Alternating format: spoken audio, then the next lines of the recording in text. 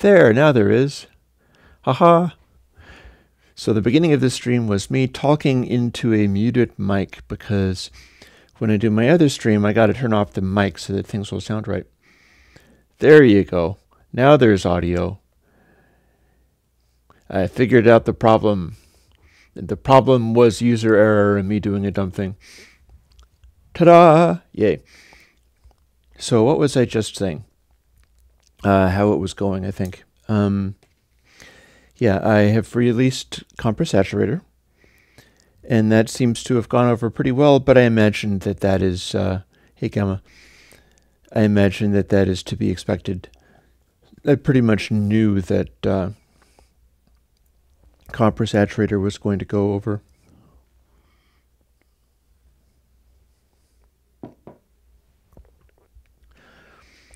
So, I'm here to answer questions about the plugins. That's the primary role of this live stream. But I'm also letting you in on the kinds of things that I'm working on at the moment. For instance, just before realizing that my mic was off, thank you for telling me that my mic was off. I didn't notice that the first time around. I was talking about how I'm still working on ways of setting people up to put together their own strange instruments using chips and perf board and wire and stuff, because that is a concept that excites me a lot, and I'd like to dive more heavily into it, but I would also like to see other people, particularly people who can't, for instance, who can't afford to help me, although that would... I'd need to be doing something like a Kickstarter or something like that to get that rolling. But I bet I could make one that would work. Bo, the timing thingy on the compression, the parameters that govern it, as you'll see, the expansion factor is measured in samples. That is the compressor timing factor.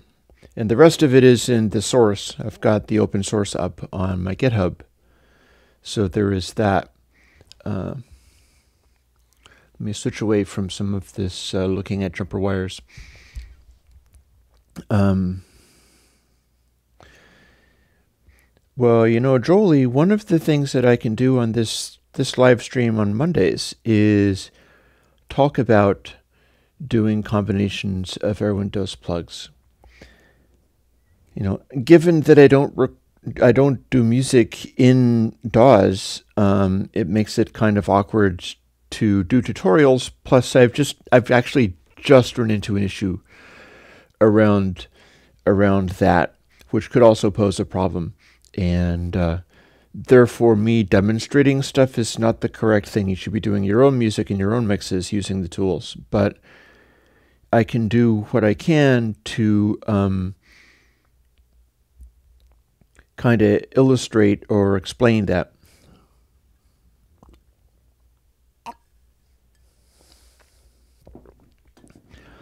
Well, you know, Bernhard, there's also the possibility of doing another stream with the DIY project, or doing, I don't know, a different kind of streams at different times.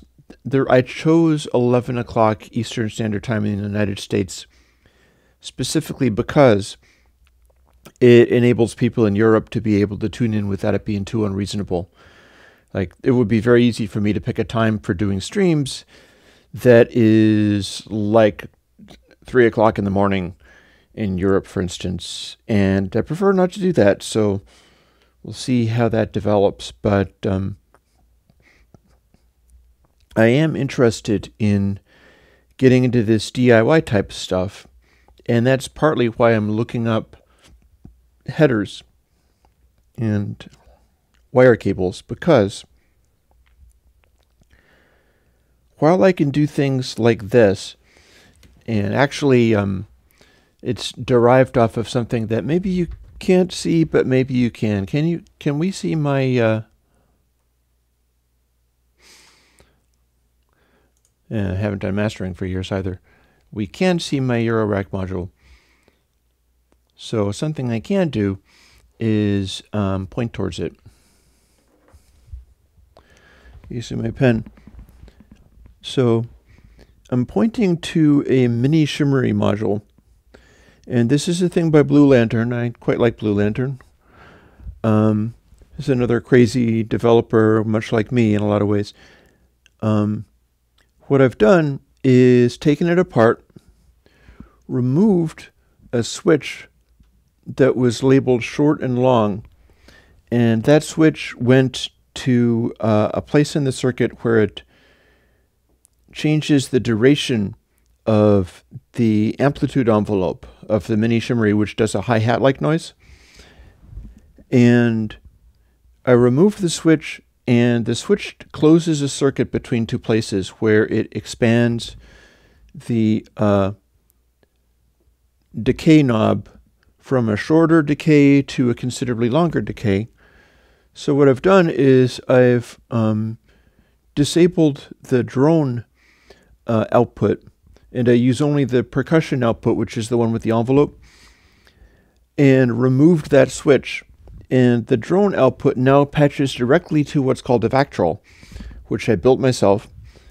And that's an LED hooked up to a cadmium sulfide photocell.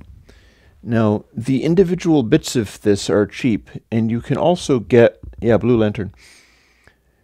You can also get cheap Vactrols that aren't really suitable for like optocompressors and things. What happens is people go through stuff like that and they buy large lots of Vactrols and then cherry pick out all the ones that would work best for, like low pass gate modules and phase shifters and things like that, optocompressors, and basically are prepared to throw out all the rest because they are Vactrols that don't work well for that, because they work more like a switch where you hit the LED and it changes the resistance from very, very high to next to nothing. But that was a switch, and I needed to make the switch be Eurorack controllable. And when you make it Eurorack controllable, what you can do, maybe it's something that I can do this time, is actually turn on that rig and start showing you how it works. As I have the camera on a movable mount this time. In fact, I can demonstrate that. Oh God, I'm yanking around my headphone, and that's not great, but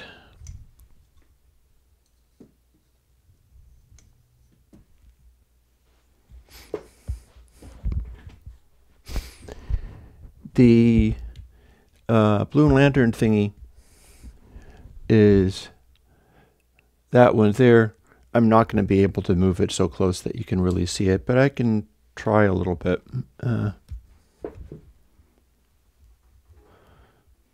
Forgive me while I derp around aimlessly using this. Oh dear. I'm making a mess. Don't mind me while I make a mess. You'll just have to put up with that for the moment, because I've got this tangled up in a way that is not ideal. I had a DVD thingy attached there.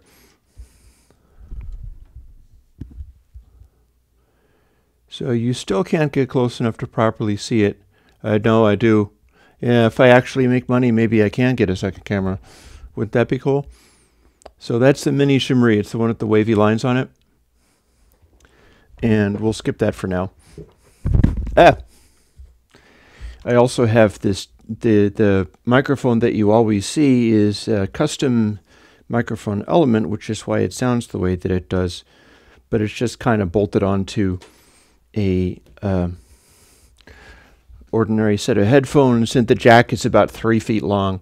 So these are my challenges. I can rise above them if I actually start making enough money to live on. And until that point, you're going to have to deal with what I've got, because I think a lot of people are in that same position, and that's why I do what I do. So here's my opportunity to glance back at the chat window.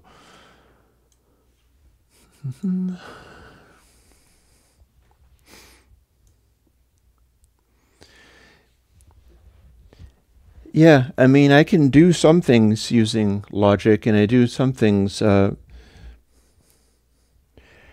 There's a piece of equipment that I could use that would also work for like jumping on Minecraft and derping around and doing that kind of live streaming. That is a outboard, take the screen and compress it to like H.264 with outboard hardware and feed it back in like it was a cable. Hey Chris, this is a warm robe, so I don't know what you want from me. It gets cold in the winter.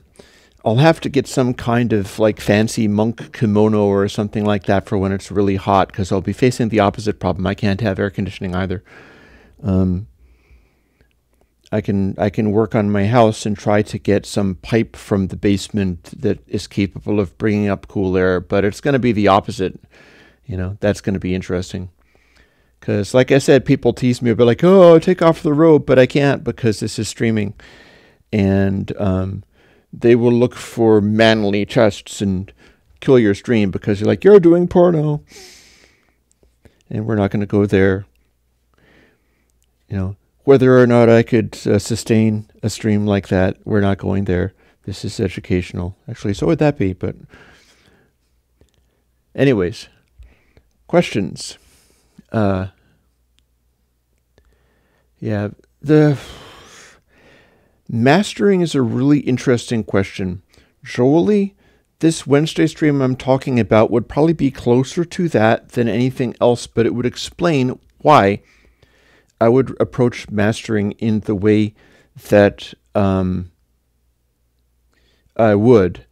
When I did the New York Times thing, they effectively asked me, "Do you want to be credited as a mastering engineer?" And I said, "Nope." Bob Ludwig was in that article. If I was credited as a mastering engineer alongside him, that would be a laugh. That guy actually does the work. I don't. I don't do mastering as a line of work. I don't think people would really want me to. And part of the reason for that is because I would be targeting a type of sound that I think would be amazing and really good, but does not fit into the commercial sector as it currently stands. I mean, that's dying, but it ain't died yet. So the world is not ready for me doing mastering as a commercial activity. I would only be like getting people to go, "Oh, that's cool. When are you going to get it mastered?" Because they would be expecting it to go really loud. I don't have a link for the New York Times article, but it's fairly recent and it was in the op-eds. But the thing about like this Wednesday stream I'm talking about, the whole idea of it is examining these classic records, and I would be talking about all the kinds of things that enter into the question of what you'd be doing with mastering. And it's really interesting because it's like you can look at this stuff on charts, and I've identified a correlation where if your RMS loudness fits into a particular box, which is like, I would say 12 to 18 dB down, which is already quieter than you usually have. And if your peak energy fits into a box which is like between that area and full scale throughout, continually filling the entire time with information at all different levels, peaks at all levels, but from the very loudest to 18 dB down. How are you going to do that? What people normally do with mastering these days is make it so that all the peaks go to the same level, period. That's it. That's what you get. And that's worthless. It is worthless. So I have very clear ideas as to what mastering should do, but I have no confidence that is a workable thing, that I can do that for people and have that help me or them at this time. Thanks, Bo. That would be the one. I can't imagine that it would be anything else. So, the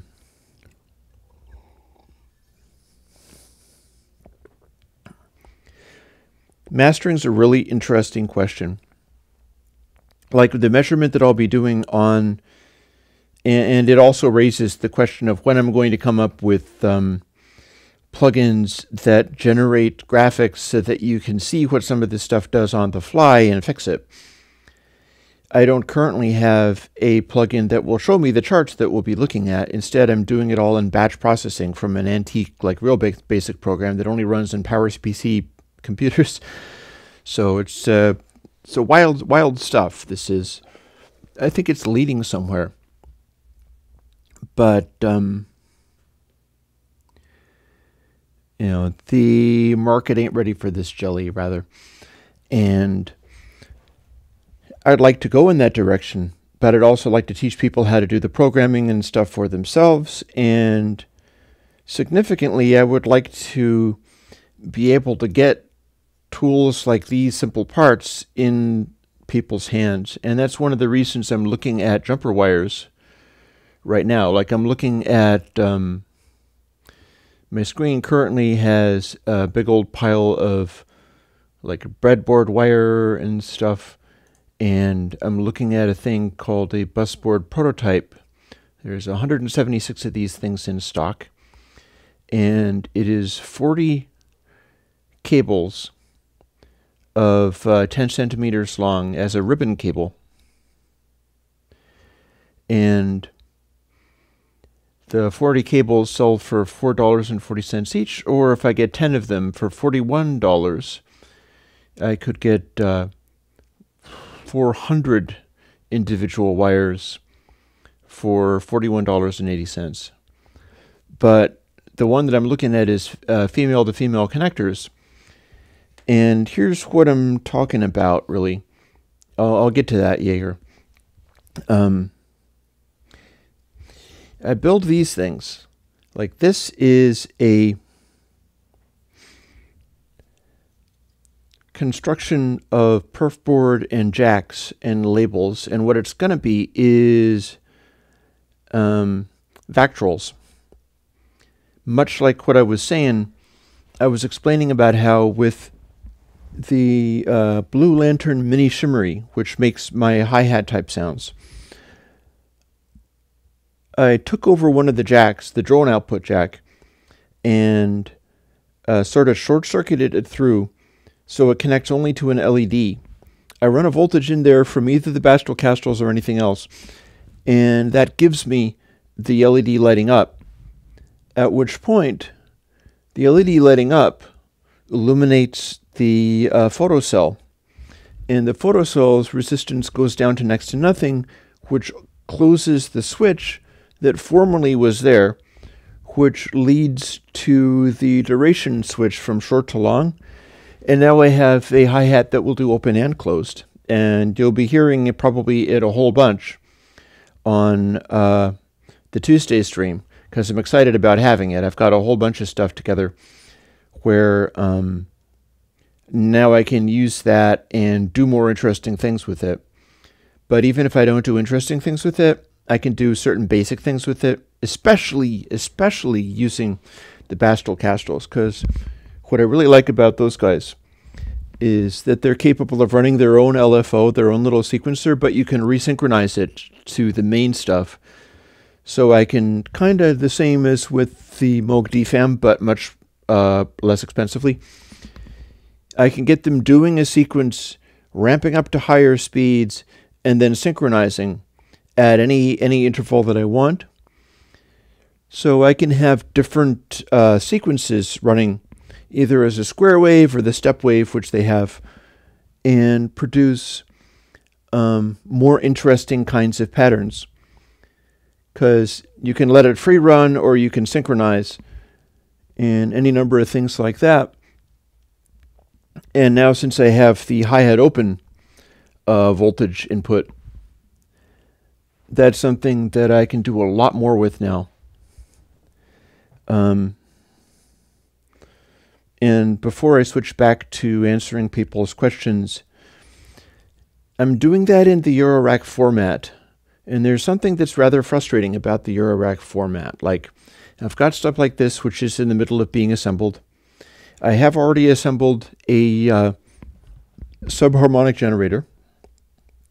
It uses the same CBOS chip as the Blue Lantern subharmonic generator, because that's just a existing CMOS chip. For 26 cents, you get a subharmonic generator out of a particular flip-flop chip that you can get.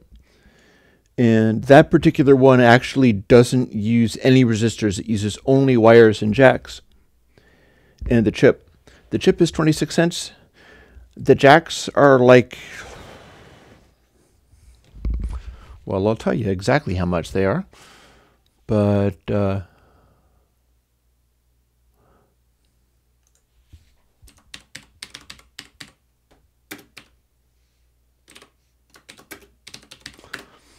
phenol 1/8 inch jack. So I'm looking that up at the moment. I probably can't look it up as 1/8 inch. I'm probably going to have to look it up as 3 millimeter.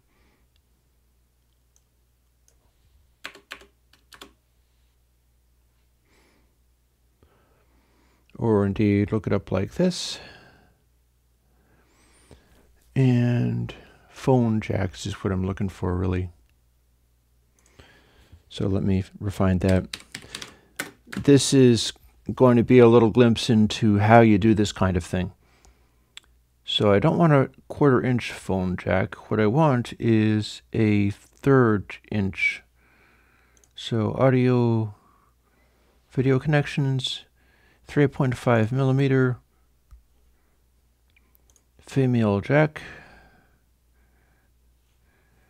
and mounting style, I'm pretty sure I'm going to be looking for a panel jack.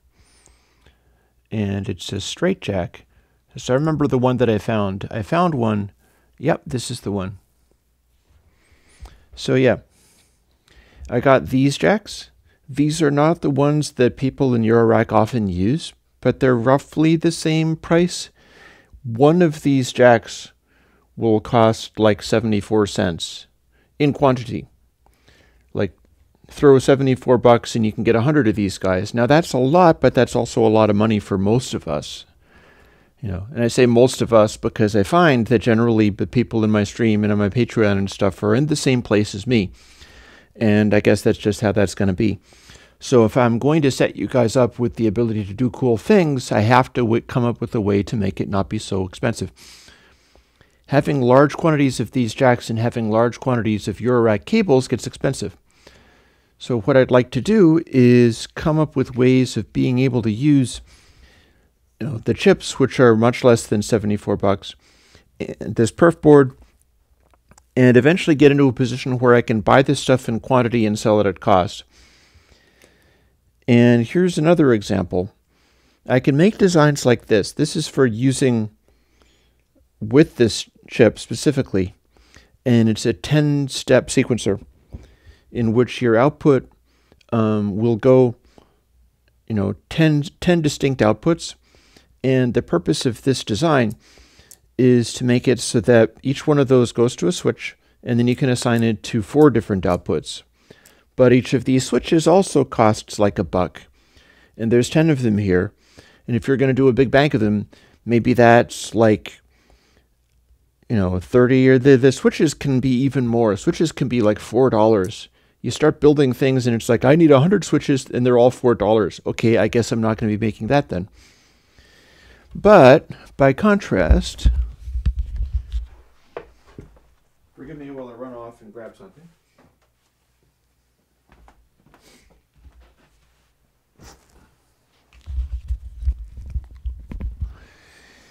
I'm back. You can get things like this. This is a experimenter board, and the board itself is only about $1 because it's this really cheesy little plastic thingy. You can hook them together in little blocks. It's got a little thing on top of it where you can bolt them together so that they stick, and little screw holes where you can screw it onto something. But it's based on this kind of stuff and the Bastel-Castel synthesizer. And mine is currently so Euroracked out that I can't actually use it in its original configuration. It's got, my Castles are right there. And they're what the yellow wires are connecting to. Yellow wires means my hi-hat. And it's bolted onto a piece of Lincane aluminum. And unfortunately, underneath it, the Lincane aluminum is blocking where the little pin headers are, because the Castle comes with a bunch of little pin headers like this. And normally how you use it is you connect these little jumper cables, and it came with a bunch of these jumper cables too, to various places on the circuit. And that enables you to do a bunch of different things. And the individual, these are like a 10-cent cable, and the pin headers are also like 2 or 3 cents or so. Whereas doing it with those jacks, each of those cables is like $1 or something, and each of these wires is like $1. So there's a factor of 10 in there between building stuff using those jacks and cables and things, especially if you start dealing with the longer ones, because longer cables get more expensive. They don't get that much more expensive that much faster. And you can see some have been continuing to add cables over here. But the deal is, I'd like to be able to set people up with electronic parts so that they can start experimenting with this stuff.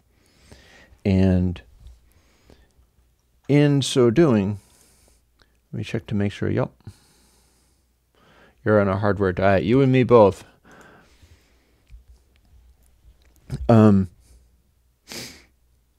If you get people to get heavy into Eurorack stuff as it currently exists, they have to be wealthy or just incredibly dedicated.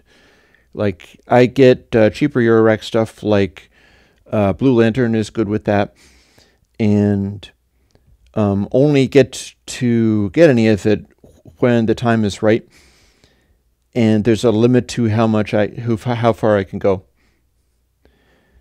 And the thing about it is, you look at things like this, and I can design and make, and will be designing and making designs like this where I say, okay, do this, and make these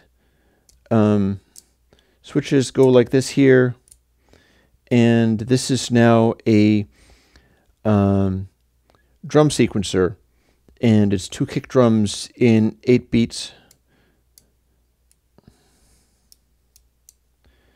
And then we'll set the other ones like 1, 2, 3, 4, 1, 2, 3, 4, and then the 9th one resets to the first one again.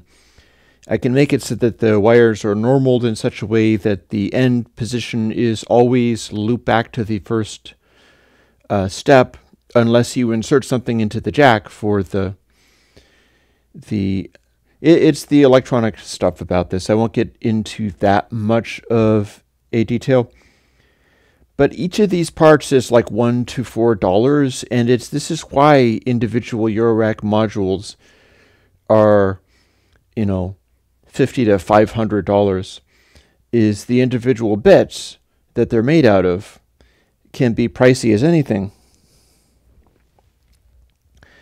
But if I made a large piece of perf board, I'm going to try to not knock things over, but also pull this out.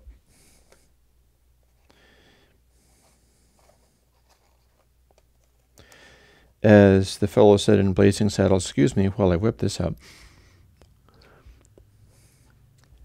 Like, I have large sections of fretboard like this because I bought some in bulk, and I have a briefcase of the sort you could get if you went to like the Army Navy store or something like that. And I went, oh, okay, an old briefcase for $10, cool, I'll get that. You should be able to get something like that and apply things like pieces of perf board, just sort of hot glue it or build it in, and then build stuff out of these parts, notably wire and these little chips, and build extremely elaborate things that allow you to do stuff, and also look kind of like a mad scientist's like briefcase bomb. There's an amusement factor of making them be that freaky where you open the thing up and it's like, oh my god, who is this man with this crazy electronics? But you should be able to do that for very, very cheaply if you don't involve all of these expensive pieces of parts. All the expensive switches, all the expensive potentiometers, all the expensive everything. It should be possible to basically carve these circuits out of the rawest imaginable materials. For instance, if you had cables, and notice how this can be assembled together into integral pieces by using simple push pins. That's one of the neat things about that. That's how I would have spelled briefcase. I might have included both of the words as a single long word. You should be able to take things like cables like this and headers, of which I don't have any immediately handy, but like this. And headers like you get in the Bastel Castle. And I get that it's small and fiddly, but it doesn't have to be quite as closely spaced if you're doing it on a larger structure like this. Take a longer piece of connector cable and solder one of the ends to one of the pins of your wire and like loop it in and out of the connections a little bit, or maybe just, you know, cut the wire and weave it through the holes a little bit. You can get a single drill bit and expand the holes slightly so that it's easier to fit into them. I think I may or may not have a illustration of this. I think I don't. But yeah, I got a particular size of drill bit, and that's why these jacks fit into the back of this and make a solid structure where it's gonna be sturdy, is because I used a drill bit and drilled holes out so that I could fit these bits through. You could also run a wire through that way. And then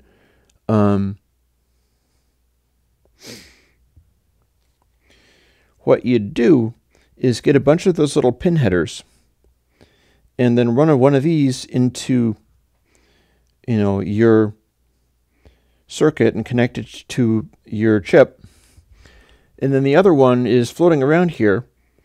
And if you've got multiple headers in different places where you can connect to different things, this is now your switch. $4 worth of switch, technically, for like 30 cents. And you can have any number of connections. This can also be your mixer.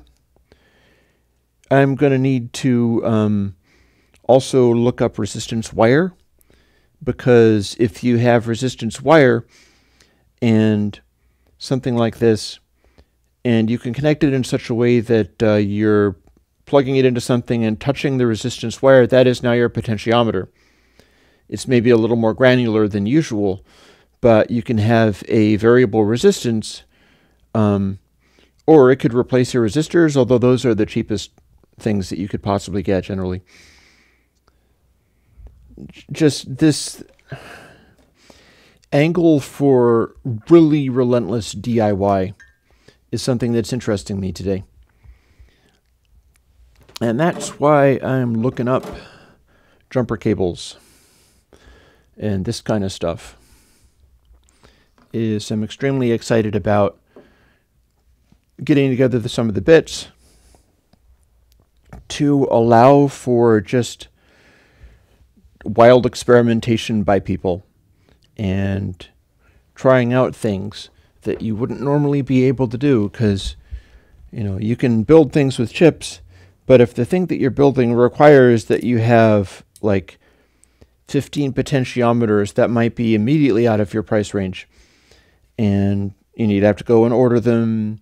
And if I made a kit for letting people experiment with this stuff, and it needed to include a set of potentiometers for every possible thing, that would make the price be an order of magnitude higher. And it's like, no, I don't want to do it that way. I want to do it in ways where, dare I say, normal people can get their hands on this kind of stuff and start fooling with it rather than being immediately stopped by not being able to do the stuff.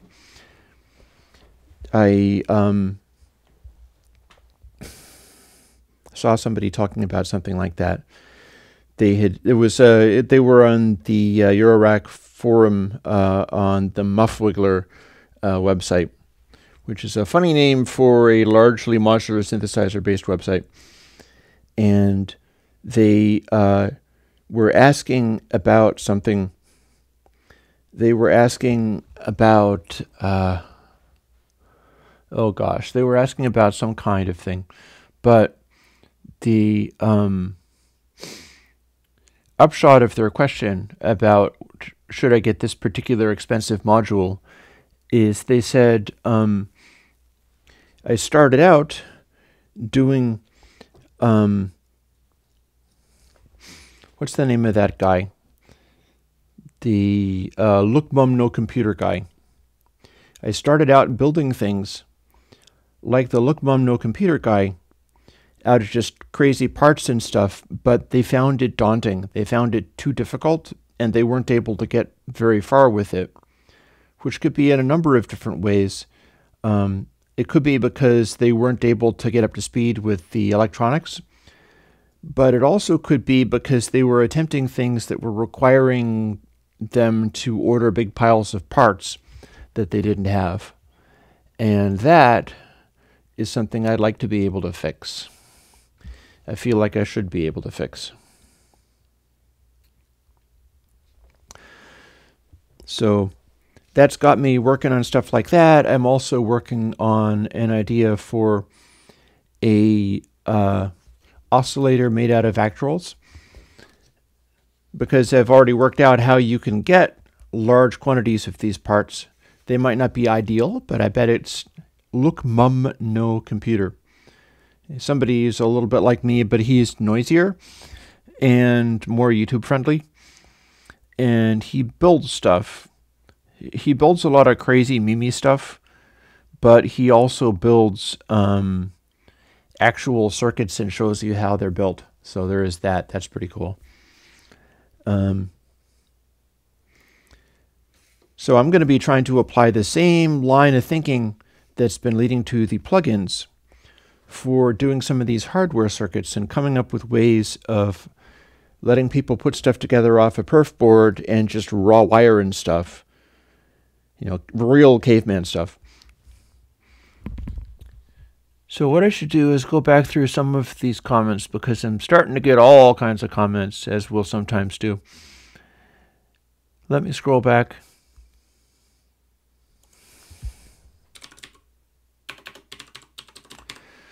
Briefcase is spelled like that, briefcase. Yeah.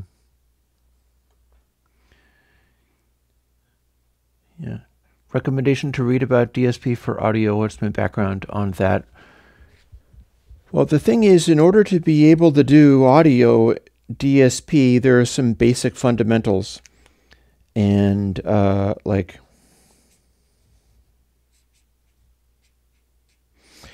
you're starting with things like, this is a variable, A. A will be equaling, and you got like equals equals, which is a test, or equals, which is an assign.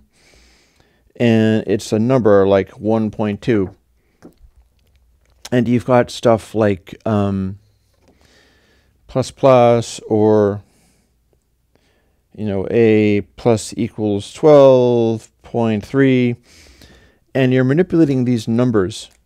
Audio DSP is about working out when those numbers are samples and having a basic structure like a plugin template. And that's what I work from, is plugin templates, where the numbers coming in are coming in what's called a buffer.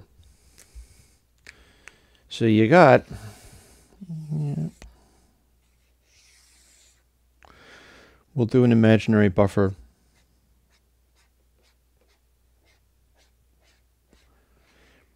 Think of it like this. If you're doing DSP programming, you're basically being handed a pile of numbers. And the numbers are held in this thing called a buffer, and you'll have a routine which is like, for something to something else, or while this buffer exists, go through it and incrementally do one of these after the other. And it's looking at individual slots in this pile of numbers that you're being given. Then when it's finished with that, you've completed that particular instance of a buffer, and the next time you see that code, you're starting over again in the beginning. And you can make additional things, like here's another place to put a number, and this can be a value that is stored between these two things. So if you were doing an average, like say,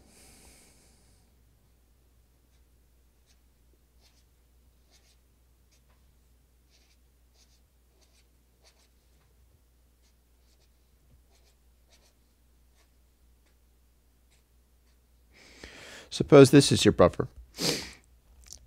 It'll be like, okay, 3. At some point along here, the value that's coming through is 3.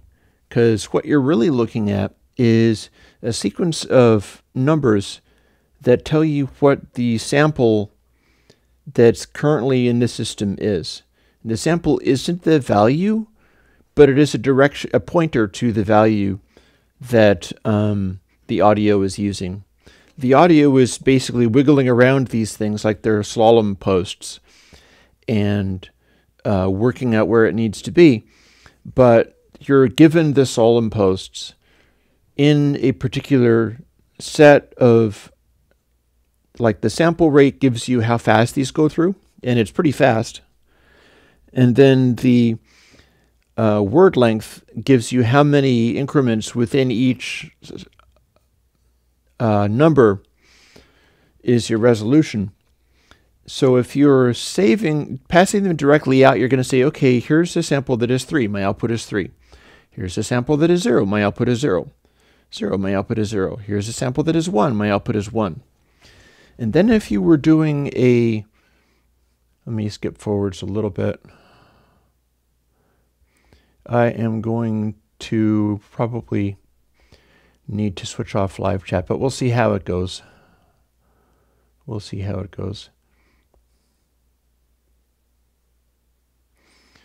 I'll scroll back up. If you're doing a low-pass filter, low-pass means not all of the details change so immediately.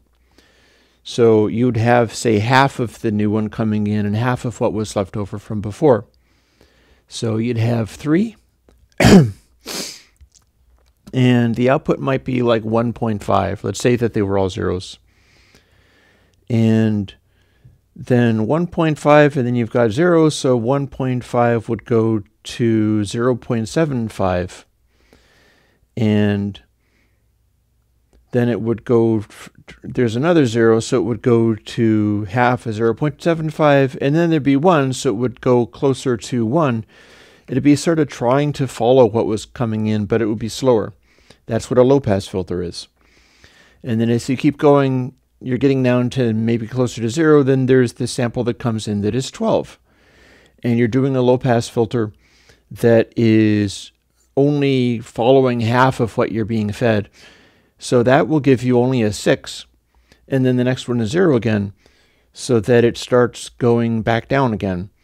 The low-pass filter is, I'm going to tell you what, I have serious conversations to do, so we're going to go to Top Chat. Boop.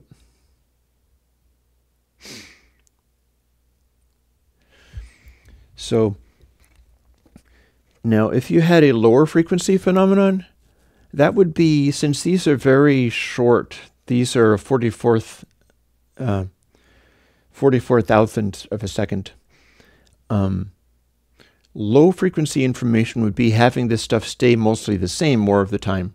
So say you had 12, and then 12, and then 12, and then 12, and then 12, and then 12, and then 12, kind of like a square wave happening. and your job was to get closer to that, and you were doing the same algorithm, which the one we're talking about is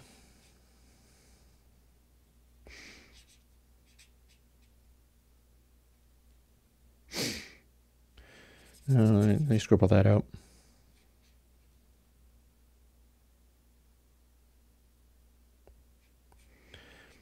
A times equals 0.5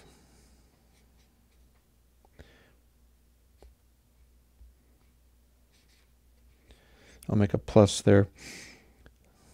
Plus equals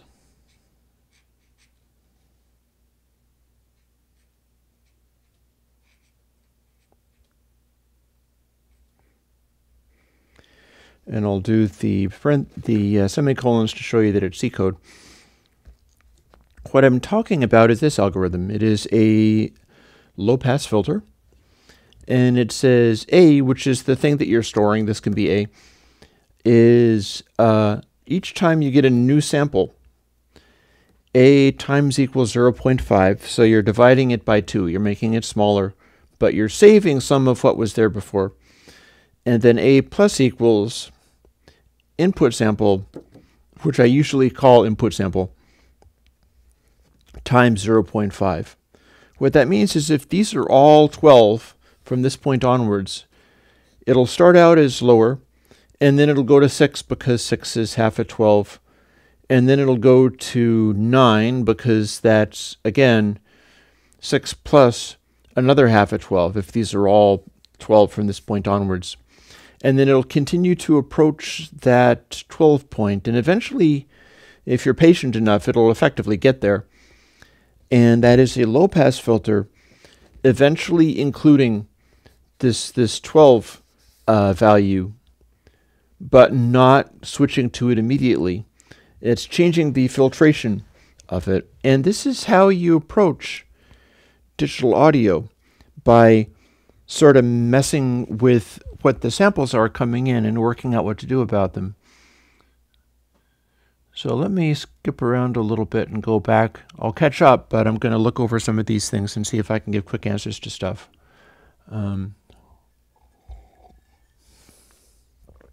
We've had a link to the New York Times article, or at least we did when it wasn't Top Chat.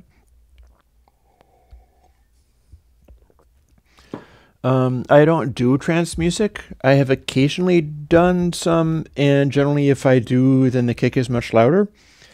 But generally I just call it electronic because it's kind of whatever. And although I have a very good kick, often I'm doing other things and it's not always the protagonist. That said, I have things to learn about dance music, and I'm interested in learning it, so that's something that I could probably improve in future, is start making it be louder and come up with ways of enjoying what I'm doing with it and hearing it while letting it be closer to, because yeah, there are sometimes I get to doing it and the kick stops being loud. I know for the last 3 or more live streams that I've done, I have not had a really slamming kick. Instead, it gets mixed with everything else. And that's kind of from rock music mixing theory, but I'm aware that's not how that is done. Chris Cadwell, I tried using a C-strip on some drums, and the compression seems to go from no effect to overkill. Not necessarily. C-strip has a particular compressor built in that's an offshoot of Buttercomp. That doesn't mean it's the right compressor for you. You might need something that involves a different compressor, in which case you would be putting the compressor on 0 and it would be switching itself off, and you'd be using a compressor of some other kind. That, or it's designed to just have delicate adjustments, and that it might be that. You know, if there's anything that seems going from no effect to overkill, that's telling you there's an area of adjustment in there, which is probably what you want, not necessarily, but probably what you want. And it's also telling you something else. It's telling you that that plugin and that parameter is flexible to work among a bunch of different kinds of inputs. And your input that you're working with is only one possible input, but it's designed to work with a wider range of possible signals that you're giving it. The DSP for audio is what I was just talking about when I was talking about what a buffer is and how to do a low-pass filter. You can also do a high-pass filter by doing this same thing and then subtracting your output from the input and going like that. So if you had the high-pass filter and you were doing all these things and then hit this 12, the low-pass section of it is going 6 and then 3 and then 1.5, and it's going smaller. But if you take the 12, you see if you were doing, say,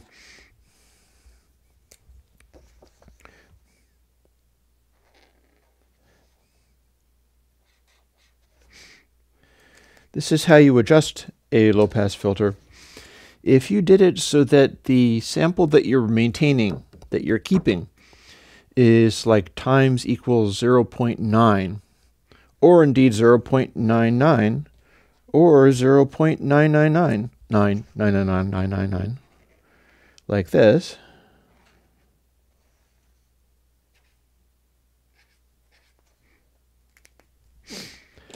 So every sample, what you're storing is almost exactly the same thing as it was. And then you're including what's coming in the samples, but that is being multiplied by a much smaller number. You'll notice that it is the opposite of this. If this is 0.99999, then this would be 1 minus whatever the previous one was, because they combine together to be 1. So if you have, say, your 12 here, and you're maintaining that, and it's like 12 times 0.9999999, and then the new one is also a 12, and it's times 0.0000001. They should add up to 12 again. And that makes a filter that sustains whatever value you're feeding it, but changes very slowly from one to another. Then if you had that and you subtracted that from the input value coming in, you would have things like if you had a bunch of zeros and then your 12 and just only one of them. If it was the low-pass version, you would have almost no effect. It would make almost no motion before going back to the zeros again.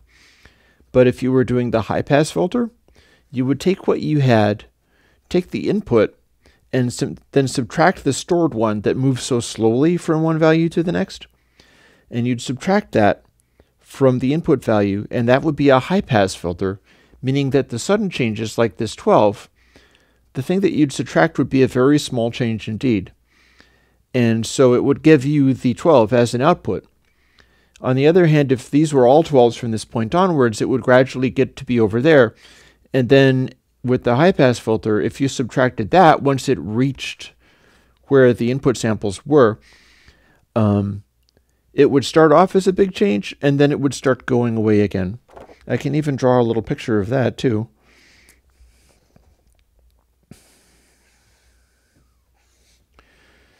With another box.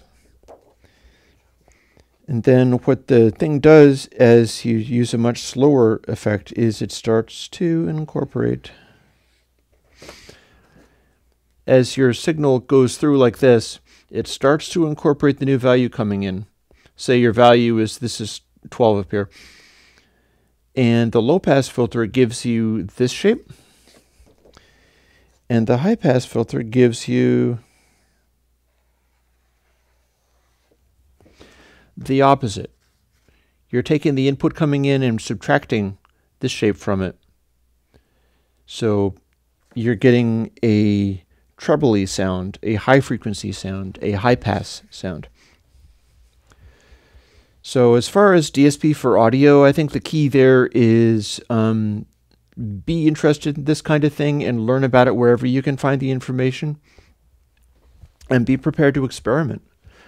There's a lot of stuff that I've come across that is more about experimenting rather than learning the textbooks and the cookbooks, because if you do DSP from cookbooks, your stuff sounds like everybody else's. And that can be fine, and that can also be lame. It depends, on which ones you're using. Bastel Castle with the little cables. Well, fiddly it may be, but you can make things for much more cheaply that way, especially if, unlike the Bastel Castle, you're literally starting from scratch. So you're going like, how much stuff can I build for $50? Well, if you're buying hundreds of pin headers and some wire and some pin connectors and a bunch of chips, you might be able to build an amazing thing for $50 with patience and a soldering iron and stuff. But if you had to buy individual switches and jacks and things like that, that might be much more limiting, and you wouldn't hardly be able to build anything at all for $50. So the little cables is a solution to that. It's a way of working around it, and it's a way of making everything a little bit more flexible. So digital audio briefcases. I did post briefcase. Denoisers are advanced, yes. Learning about coding, learning about AI-based plugin. Well, the one thing about AI-based plugins is that that is something of a limited concept, because AI is only capable of doing what you're instructing it to do. And that is a concern for a lot of different kinds of AI. For instance, here's an interesting side note on the whole concept of AI. There is a science fiction writer whose name escapes me at the moment, because when I do these live streams, I'm thinking of 12 things at once. And he was doing a lecture in Germany somewhere. He was invited to go to this futurology talk or something like that. And he was talking about AI, and he said, we already have AIs. They're called corporations. They're built out of human beings, and they're using human beings as thoughts and producing results that are a combination of the thoughts of these human beings who are like the neurons in the brain that is the larger AI, which is the corporation. So the corporation has its own intentions and volition and acts as its own entity, which legally is. It's a legal person. And that does not necessarily reflect any of the individual humans that form the neurons that make up its brain. You could also say there is a higher level of AI than that, which I would say a economy is also a living thing, and it's made up of corporations, which are made up of humans. And the computer-based AIs is a whole other concept, but it's not significantly different from this. AIs are made up of simpler elements, is the bottom line. So if I don't know what Google's Magenta module even is, so you're going to have to fill me in on that. But AI-based plugins, that's like there's a equalizer plugin whose name I forget also, and it's based on like AI analysis of all this kind of stuff. And some people are very excited about it. It's been brought to my attention repeatedly in my Q&A live stream. And the thing about that is all it's doing is taking away resonances, which is not necessarily what you want to do. I like sounds with some sonority, and I like music with peak headroom. And basically all of this fancy EQ AI is doing, although you can set it to do the opposite, yes, but all it's doing is choosing to, hopefully elegantly, but it's probably doing it using fast Fourier transforms, which I don't think is a great way of processing audio. And all that's for is cutting down on resonances so that you can make stuff louder, or just keep certain notes from predominating and being sonorous. And I like notes being sonorous and predominating, and I like them having only the area, like there is this kind of filter. Gullfoss is the one I'm talking about, and its primary mode of operation is identifying those resonances and cutting them back on the fly, identifying them as they happen and attenuating them. Now, the filter effect that I'm most interested in is the old Polymoog synthesizer in its most sophisticated format came with a resonator of filters where you could run the Polymoog sound through these very nice high headroom, very effective resonant peak filters. And that gave you some of the most amazing, like, classical horn tones and things where there's this extraordinary character and richness and resonance, because literally it's a kind of resonant filter we're talking about. It did that very well. And it produced sounds that I think are ravishing and wonderful, and it's literally the opposite of what Goldfuss is primarily intended to do. So my interest there is almost nil. And I also don't feel that it's particularly useful to randomly and arbitrarily enhance that kind of thing. As much as I like it that way, I don't think you can necessarily force it to be that. These are not things where you can literally make anything be anything else and kind of get away with it. It's fascinating, the stuff that people can try to do, but I don't think there's a lot of mileage in doing it or leaning heavily on doing it. So yeah. So Bernard, look, mom, no computer. And briefcase. Elbow asked me a question of, can any of my plugins replace Devil Lock Deluxe? No. No, I don't have a Devil Lock Deluxe clone because I don't have any clones. You would need to explore the compressor plugins that I do.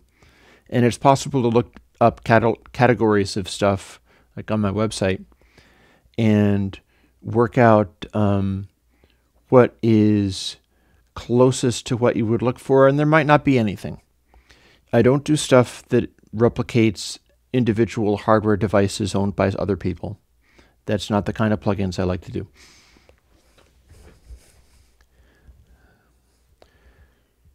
So let me skip forwards. I switched over to live chat here. Updating low and high pass. Nose off for, I'm doing a bit of the opposite, in that the problem that I'm fixing is that somebody was using low and high pass at 176K, or is that the one that's based on 88.2? I think the 176 is 88.2. But the person who was using that was running into problems because they could no longer make the original Air Windows high pass and low pass, which has some behaviors that you can't get elsewhere, because the high pass and low pass has a sort of almost FM synthesis-like quality of interacting based on how loud the level is, and they weren't able to use this at their high sample rate. 192K is the one I'm thinking of. Because it's set up to have consistent frequency over different sample ranges. The lowest reasonable one is 44.1K. So what they were getting was, as they went to the higher sample rate, the control wouldn't go all the way. It wouldn't get them the full range of the setting. So the things that I'm doing to change it are that I am switching it so that it no longer tries to make that compensation, and the full range of adjustment is available on all sample rates. And by that same token, you would be using different settings for different sample rates. And then I'm using stuff from the Holt plugin where I get to do multiple stages. Currently, it's 4 pulls of filtering. And each of those pulls uses the same kind of harder, softer modification that is present on the original Air windows low pass and high pass. On the low pass, it's hard and soft, and on the high pass, it translates to loose and tight bass. But now there's 4 poles of it, each of which are doing that, and they are doing it in series. So you're getting a stronger effect out of this unusual behavior that is present. And that also changes the way that it reacts, so I'm still tinkering with it a little bit, but I'm trying to make it so that it does, so you get the widest possible range on different settings of the hardness and softness setting. You can always dial it back to poles of 1 to get the original one out of it, but see, this is the tricky part, because we were talking about DSP. Like if I start with this is a low pass in which the constant that is being applied varies based on what the input sample is. There is no equation I can use that'll give me a specific answer to what that's supposed to put out. There is no supposed to. It will make whatever sound it makes, and I'll identify what that is and try to heighten it. And then if you're taking that and then running the output of it into a second, third, and fourth stage doing exactly the same thing, you know, there's questions of, do I use the original input sample value to set all 4 of these, or do they each have their own adjustment value based on what each one's input sample position is, which is currently how I have it set up. And there are no sensible answers to what you should do with any of these things, so what I'm compelled to do is fool around with them and try to identify what kinds of sounds are being made. Like an example of the low pass with its harder or softer behavior. It means that if I'm doing 4 stages of that, I can try using the adjustment factor from just the original sample, or I can try doing the adjustment factor from each of them having their own adjustment factor, and it progressively starts to get affected by what the original one is doing. Like if you're doing a low pass, say, and you're doing this really slow low pass, and your input is a square wave, so it goes from 0 to like 12 immediately, and then it just keeps going. Well, if your adjustment factor is being altered by that, the first one that you hit is going to have a large amount of effect based on what that input sample was. Then, if your second one is based on only the output of the first stage, it will have the adjustment factor be almost nothing to start off with if you're reacting really slowly. And that could be a completely different behavior. Like say, let's say that your filter factor is being modulated by this. So adjustment factor, if you have a very small signal, the adjustment factor is very quick. It goes immediately to whatever the setting is. If the adjustment factor is very large, it becomes very slow. That's literally what low pass and high pass are doing to be different, is they're changing the speed of how they react based on the waveform. And you could have it be bipolar. You could have it go faster if it gets larger to the negative extent. But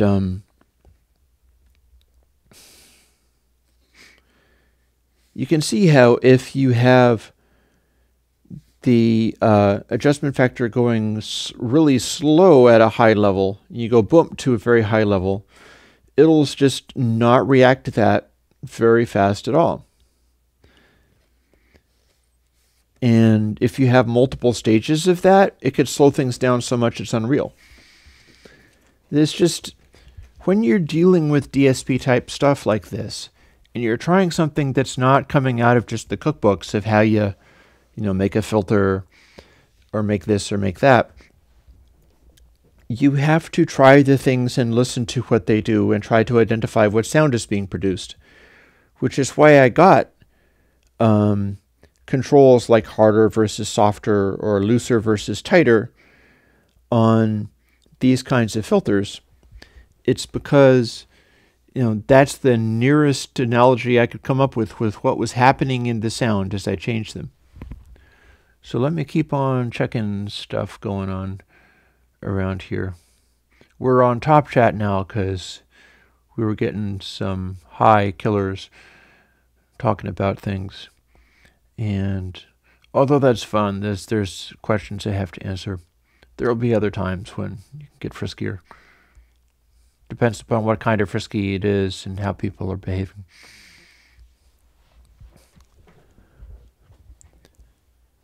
So my answer to the high pass and low pass, setting the cutoff on a note basis, nope, I'm not doing that. Technically, you could work out what the frequency is, but bear in mind that this particular kind of high pass and low pass isn't simply a single note, and especially as it's modulated by these hardness and softness controls, completely changes that behavior to the point where it's not even a relevant question, because including that stuff that changes how fast it reacts effectively changes what note it would be as frequency modulation. So the whole behavior changes very radically. Now, zero crossing maximizers, you're going to have to get back into that one and tell me again what it is about, because I have no idea what you mean. Console 5 is not actually Dolby, but it is a encode-decode pair, which is what Dolby does. Dolby is compressing and applying filters and then expanding and applying other filters.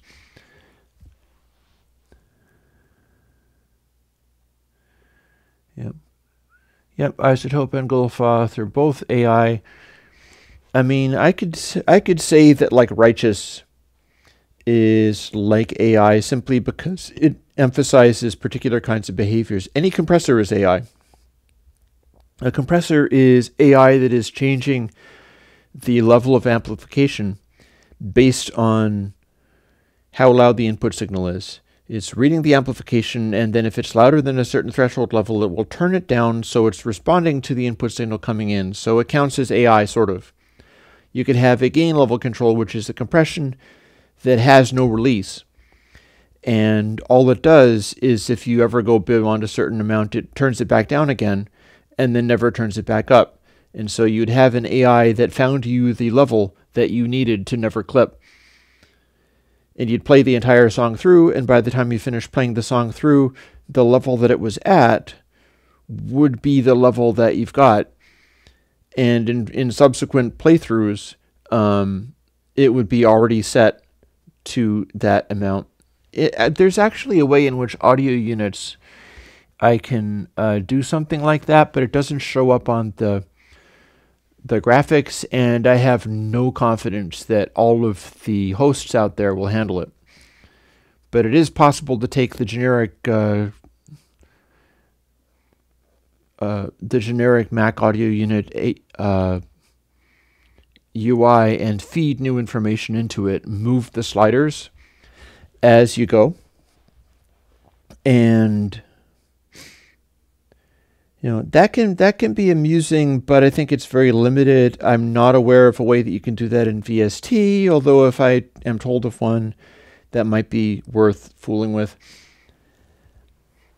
And yeah, there's just... AI is a funny term. People behave as if it is wisdom. AI is not wisdom. AI is responding to input information coming in some kind of way.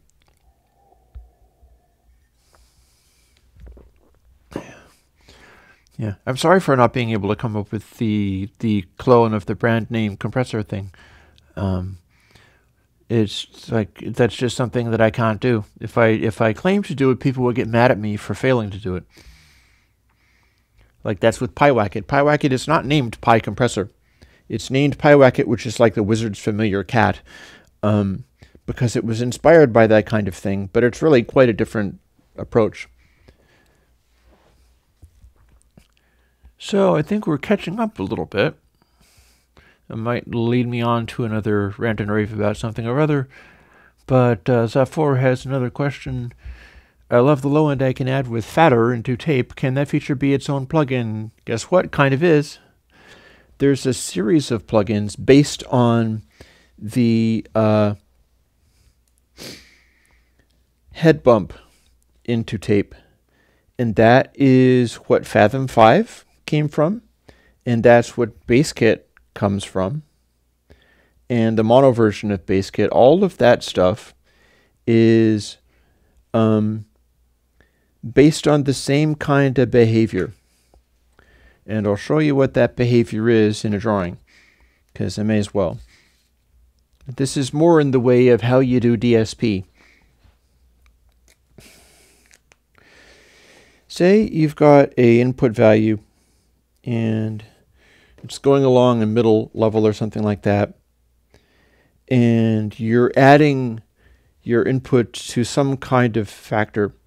You're doing something kind of like this stuff, where it's like, you know, the value that you're storing is being kept almost the same, and then you're adding the input to it so that it's drifting up and down and back and forth. And supposing you want to return it to the center, you're doing something where you're keeping a value and letting it drift around. If you have a waveform that goes all over the place and it tends to predominate in one direction or another, and you're just adding it to your persistent value, that can wind up drifting to the point where you've got this frequency that sort of wanders off. And this is how you also do a DC block, is you let the frequency wander off and then you subtract whatever this is from your input value. And it'll average out to being more like a, something that is resisting DC information from coming through. What the two-tape algorithm is doing is it's taking something like this and going, like, we'll call this A again.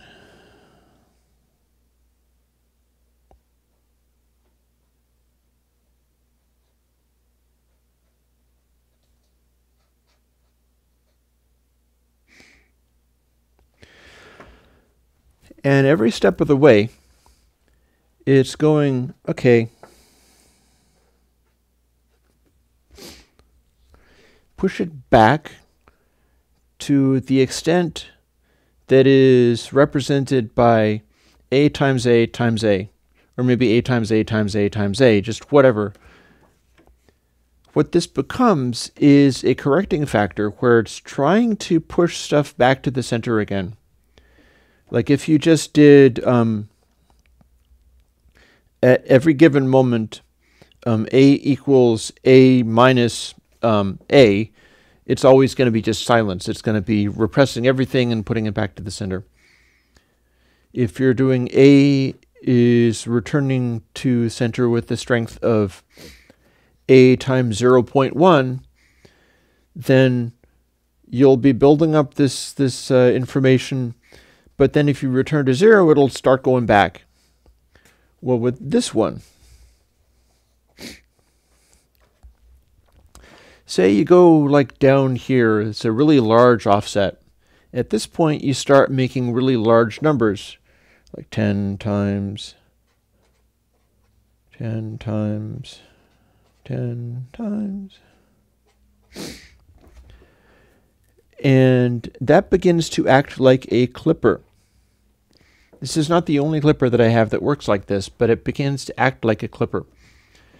So if your signal is trying to push this slower value farther down, and then it's being corrected by this, you'll get to a point where it just will not go any farther no matter how hard you push, because the return factor is this exponential curve, and you're down at 10, so it's being return factor of 10 times 10 times 10 times 10. If that's not enough, you go to 20, and then that gets even, it gets to a point where you can't push it any farther. And this is why with the head bump or base kit or a Fathom 5, if you put high levels into them, they develop a distorted quality because you can't push the bass any farther than a certain point. But remember how there was the return factor? Like with the very simple one, if your return factor is like a tenth of whatever it is, it'll go back. If you're wandering around like here, think about what this times this times this times this would be.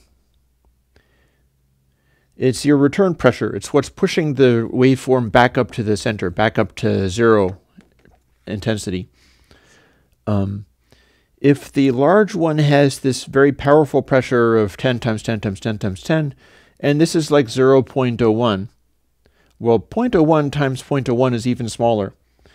And then 0.01 times 0.01 times 0.01 times 0.01 is even smaller still. This has almost no return pressure at all. And that's how the bass kit, Fathom 5, 2-tape head bump, how that works is it is a amplitude-dependent frequency control. If the amplitude gets loud, it'll force the waveform not to go farther. It'll distort it, it'll clip it, it'll keep it from wandering. But as it gets quieter and quieter, it's easier for it to wander a large, say you've got a very small offset, but this return pressure is very small too.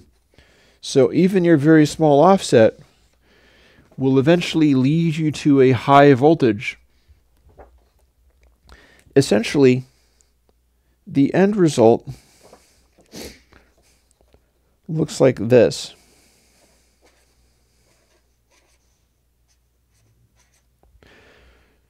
For quiet sounds, your frequency boost acts like that.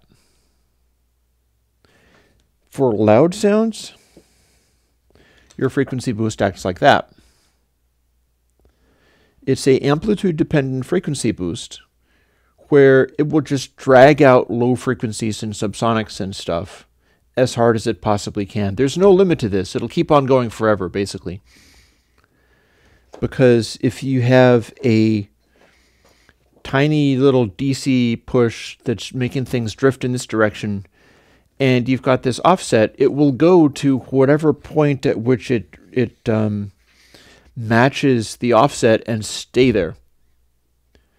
This is a frequency boost that will automatically generate DC voltage out of the audio if there's any predisposition towards that in the waveform.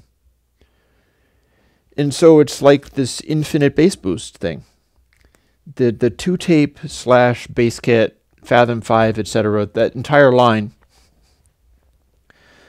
is based on this algorithm that will clip loud noises, but will let the subsonic stuff expand outwards to the full range of whatever amplitude it is. And this is why I kept having to revise it and come up with new ways of doing it, because there's not really a use for like permanently having DC sitting around. Instead, I had to put another filter in there, and that's worth continuing to work on. Like, I can keep working on having better filters. Holt would probably give me a good way of doing it, but basically I need to have it do this, where the filter stops getting louder at a certain point, and then it's just 0 again, so it doesn't sit on DC. But as designed, it's just an infinite filter, going down to infinite amplitude at DC to whatever level is being put in. So there are some of your DSP stuff as far as that's concerned. That's how you do DSP stuff that isn't like other people's algorithms. And of course, if you're willing to work in MIT open source, you can just use that. That is part of my code, and it's in the open source library and available to use. So let me have a peek and see how we're doing. I do still have a bunch of watchers, so I think we're open for questions. I may switch it back to live chat just to see what happens. But yeah, we are on with more questions and more discussion. I'll do that. Let's see what happens, what we get. Welcome to a live chat. Remember to guard your privacy and abide by our community guidelines, as if anybody is going to do the latter. No, every time I enable it, it's just a pile of nonsense. Or indeed, very good sense that is not on topic for what I'm talking about or what I'm qualified to talk about. I think it's legitimate as anything to talk about current events and stuff going on, and that is life and death importance. And I'm in no position to do anything about any of it. I'm just surviving in this bizarre country called America. And effectively, I'm completely powerless to do anything about any of it. I may or may not survive it. But, I mean, we'll see. And I'm doing what I can. But I often don't particularly appreciate being held responsible for the actions of politicians I've been fighting all my life. And I'm still fighting with all of my choices. So,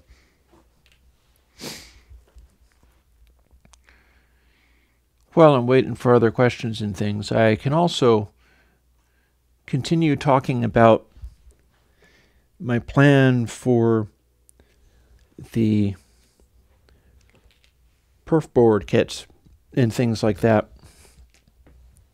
Because here's the thing. Like, you can get this stuff very cheaply. It is accessible. And I mean, I even get fairly high quality versions of it. Like, this is perfectly fine epoxy perf board, but you can get stuff off of Alibaba and whatever at even less cost. My goal and desire here is to work out how to, I try to focus on the music rather than current events where possible. Although I will try to focus on current events in situations where I can do anything about it, those are few and far between. Just saying, I don't entirely give up. But, as far as this kind of stuff is concerned, as I see it, since we're all kind of stuck in whatever places in life we are in, and it's no longer feasible, at least at this time, to go from like one socioeconomic class to another, I need to be able to give people in my position, including myself, the tools to do amazing, cool things. And that's kind of what I'm looking into with this, to a point, Bo, I agree with you as far as the politics-free zone. You should also bear in mind that the entire Air Windows project is kind of one of your left-wingy, commune-y, socially kind of thingies that we do, because it's about making it possible to distribute these tools to everybody who needs them, regardless of whether they can compensate by directly paying me in money or not. And since I've been doing that for years, and am now trying to extend that out to hardware and come up with ways to put more tools in people's hands, there is a kind of political to that, but it's the kind of political that I don't need to beat into anybody's heads.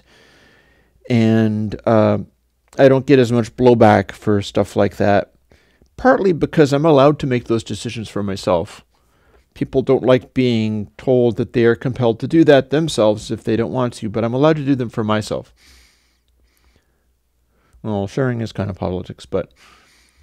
So instead of trying to filter the infinite filter, well, here's my question to you, Za. How do you detect DC? Do you detect DC by just slowly keeping track of what's building up? That's also a filter. So filtering the infinite filter is done by other infinite filters. Or by doing a FIR filter, which you maintain a large collection of samples, and then each time you get a new sample, you put it on the end, and then you take off one from the other end, and that gives you the math of the collection of total samples that way. That is an alternate way of doing it, but what you're detecting won't actually be DC. It'll be what's called a moving average filter, and those are good too. That is a possible way of doing things. It's just a possible way of doing things that involves maintaining this enormous buffer, like a delay line. And the infinite filter that reacts very slowly is a way of doing that like uses less memory. Because if I had to do like a buffer that went a second long for every little filter that I did, it would start eating up people's computers something fierce. There's costs to all of this stuff. When people do programming, they often do programming in such a way that they're like, okay, here is my formula for magically making this buffer for you. So all you have to do is type a line of code and boop, okay, just tell it how many seconds you want. And you can type just a line of code and get the magic buffer that goes for 30 seconds if you want, and tell it to track DC based on that. And it would work, but then you're also maintaining 30 seconds worth of samples in your computer while not really paying attention to how many resources you're using. I don't think that's very good. I think there's a real tendency for people to come up with stuff like that and then be misled by how simple it is to invoke some of those things without understanding what's actually being done. That said, there's layers and layers of these things. Here, let me get another piece of paper out. For instance,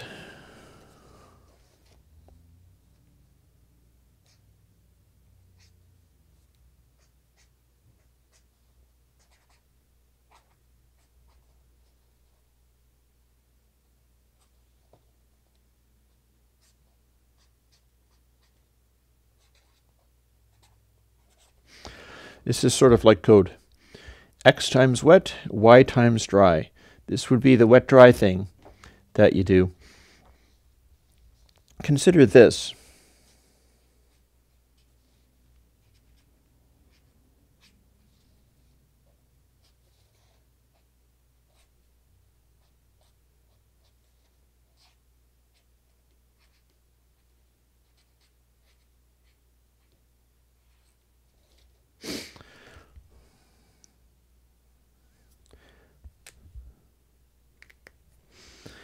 X times wet, Y times 1.0 minus wet.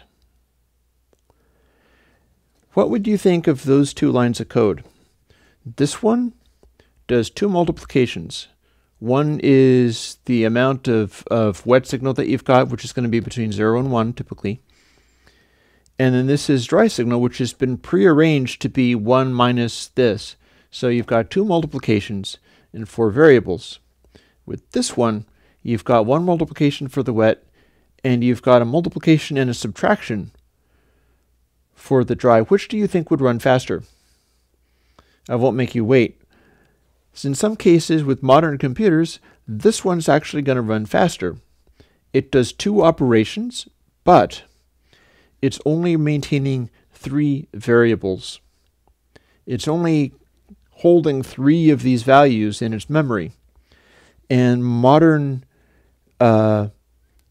CPUs, modern processors, are capable of doing so much of this little math stuff that it is not even funny.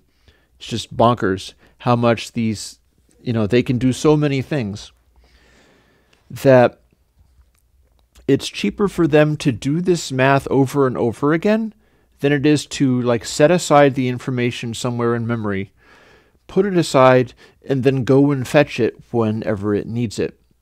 It can be faster to do that from scratch every time than to save the calculation as a number and just look it up.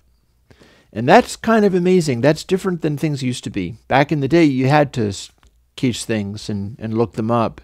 in order to have stuff run fast. And things have changed a great deal. So yeah, let me see now.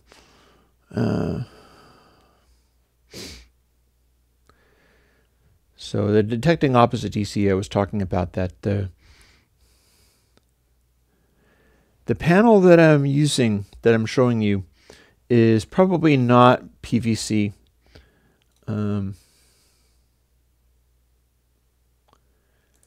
I'll copy that link and open it so that I can see what you found there. Yeah, it's not going to be that, and that is a lot more expensive than you actually need. That is notably more expensive than perf board is. And you don't want staggered holes. You want a particular outline, because the thing is, the way these holes are laid out needs to line up with what the chip is going to do. You have to be able to poke the holes on the chip, the pins on the chip, through the holes in the board, and solder things on the back side of them. It's the same thing as like taking LEDs and running their leads through these holes. This particular LEDs align perfectly with the holes. With some of these things like jacks, you can wiggle around the outputs so that you can make them go through these holes. And you can get potentiometers and things that are specifically designed to line up with these holes. The spacing is a consistent regulation spacing that is used by a bunch of different stuff. And that's why perf board doesn't use staggered holes. And you've got a particular amount, like I'm not even sure what friction coefficient has to do with anything in there. I know that this PVC sheet is not what you would want.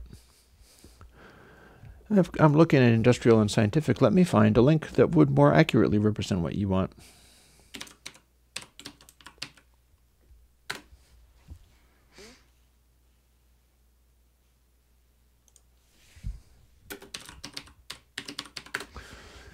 We'll look up perf board breadboard. Often what you will find is solderable perf board, universal perf board, stuff that has printed circuit traces already on it. All these kinds of things. You know, one of the things that I've just found is literally this, but without the wires and parts on it. You'll find double-sided board where all of these little holes have the cable on it and stuff. But you will also find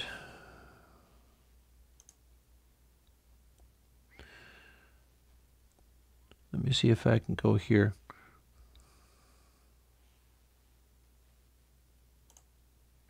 I get from this kind of stuff I get from Mouser Electronics. So I would not trust Amazon for this, because they're going to find stuff that is like asbestos or something. But I can make, oh no, it's too large. Not a problem. We'll just skip that. Prototyping board, perforated bare phenolic. So it's a phenolic or epoxy boards that we're looking at here. And it's this sort of yellow color. Various kinds. It is slightly flexible, but also slightly fragile. Now, we're starting to talk about carbon mics, and we're in the last half hour, so I should attend to that. Firstly, please don't burn out amps with my DC plugins. Even if it is your kind of fun, it seems kind of wasteful.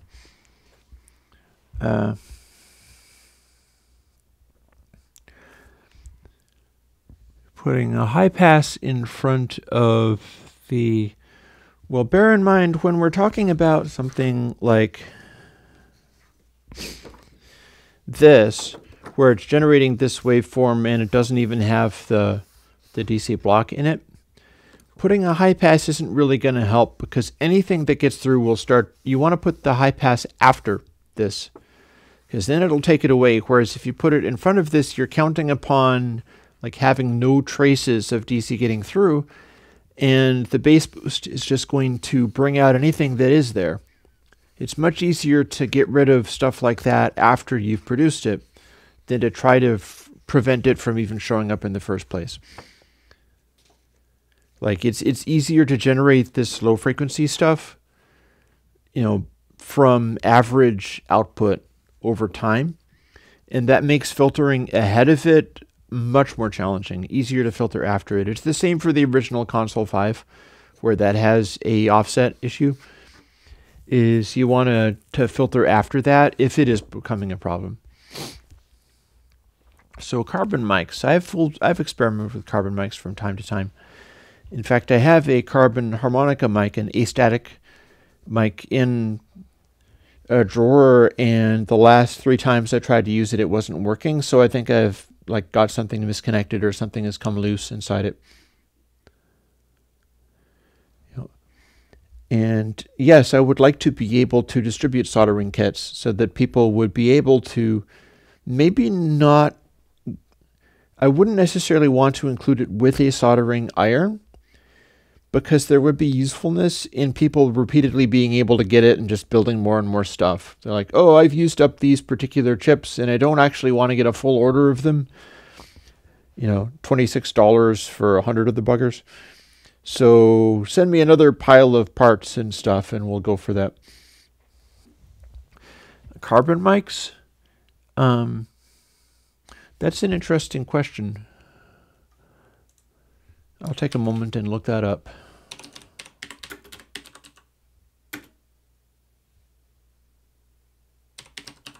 I think you'd be calling it bias voltage.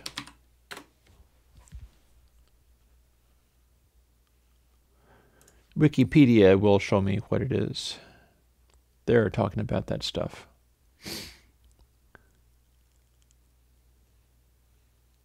And that's not the only one. You can also get mics of that type that are ceramic mics, and they're like piezoelectric. So they're low cost, apparently have high output. That's true. And the way the frequency response has more to do with the physical construction. Current usage.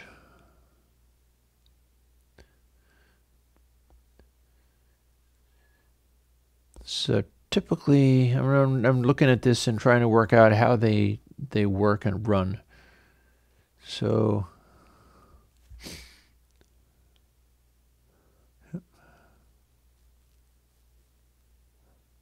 yeah, you're going to have to start with a voltage there. And then as it modulates the carbon in the equation, that will make big changes to the audio output of it. So yeah, you do need to use DC current to function. And harmonica mics that aren't specifically carbon mics are presumably piezo mics, and they're generating their own current rather than needing to have current going through them in order to operate. That said, sounds good. The neat thing about some of this type of stuff is that you're able to just fool with it as you please. Like with the carbon mic, you need a battery, you need a voltage source. But in theory, you could crunch up some carbon of some kind, charcoal or whatever, put it in a bin and put some kind of voice coil made out of tinfoil against it and hook up a battery to those things, and you would have a functioning carbon mic of some kind. You can homebrew it yet because the carbon is a resistor and you're changing the physical compression of carbon granules against each other. And it'll have a really grainy, grungy, crackly noise, and that's pretty cool too. So there are a lot of things that can be done with this kind of stuff, and it is entertaining to work out first how that stuff is done, whether you can kind of homebrew it for next to nothing, and also how would you apply that to a plugin. Like I'll ask you folks, because this is the kind of question I have to answer, but I can also put you on the spot and go, if you were doing this, what would you do? What would you do if you were taking a plugin and you wanted to make it sound more like a carbon mic? assume that you can take a thing called RND parentheses, and that will give you a random number between 0 and 1 for every sample. How would you go about doing that?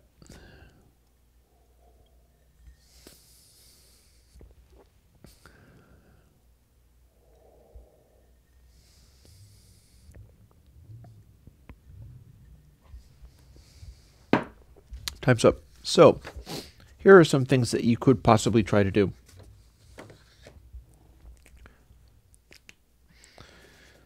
You could take your input sample, say A, and multiply it by the random.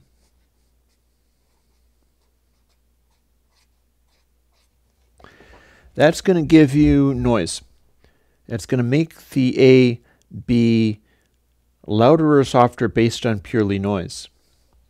That's not going to necessarily sound like the carbon mic, though. The carbon mic will follow waveforms rather than just ceasing to work past a certain point. Here's something else that you can do that used to be called chrome oxide.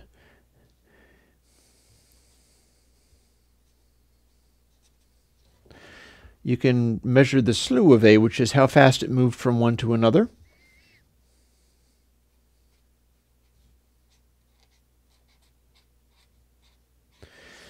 And when you apply the slew to get the output back out, you can multiply the slew by random, so that sometimes it will go to the desired endpoint, and sometimes it will not go to the desired endpoint, but it'll go to some smaller amount. Basically, you're storing a random slew factor, and that would cause high frequency information to be strongly manipulated, but lower frequency information would tend to be less affected.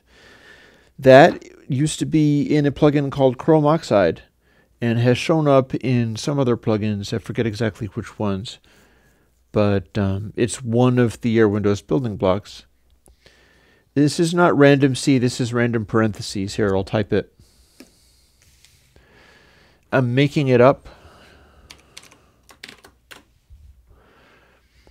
The idea is it's like a random function.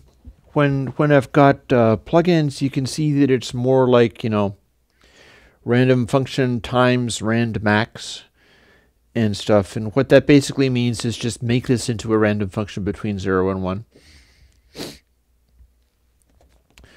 So we can be trying to get our carbon mic sound, and we're doing the random thing to deal with the randomness of the carbon granules, but those are very small effects. And part of what's happening is the cutting of the highs and lows is because of the physical restraints of the device. Like,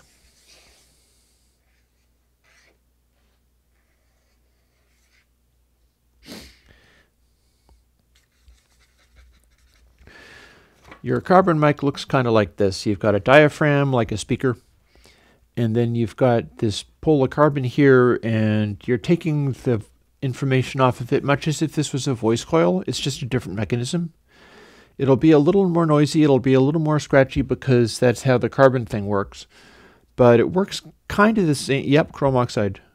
CHROME. But effectively, it works like a speaker or microphone element because that's literally what it is. So your cutting of the highs and lows is happening for a particular reason.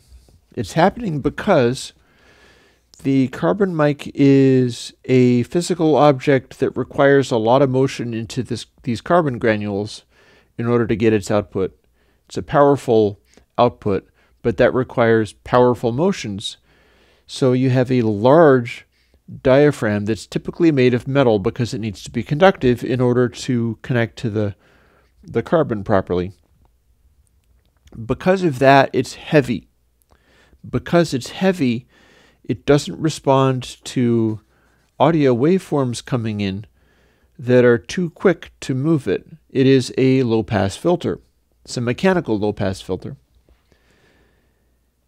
It is also connected, like I'm looking at the carbon microphone thing in Wikipedia. It's connected to an enclosure, kind of like that. And the outside edge has to be able to move, but it's typically just sort of corrugations of more of, it's like some PA speakers have this as well. It's a cone, and then the outside edge is just the same material rippled back and forth for a while, so that it can move. Because otherwise, if there was no rippled area or half roll area, it wouldn't be able to move. Cross section looks like this.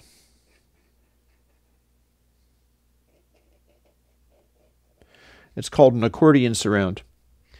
And because it goes back and forth like this, it can stretch and compress a little bit, so the cone can move up and down. And it's just stretching this out a small amount. As it gets closer to the center, it doesn't stretch it all that much. In that way, it's acting kind of like this filter. But rather than being in only bass frequencies, although it does relate to bass frequencies, higher frequencies are also subject to this behavior. And that's an interesting thought that might lead to more plug-in stuff. So we'll have to see about that. I'll get back to you on that as to whether it gave me any ideas of how to model transducers more effectively. But the tension of this surround on the microphone element, and a condenser microphone is a stretched membrane, and it stretches to move in and out. And that's also the same kind of thing. The tension on this thing that's holding it in the central position is your high-pass filter, because you can't simply push it in one direction and have it stay there. It'll get pulled back by the surround. So that is the high-pass filter.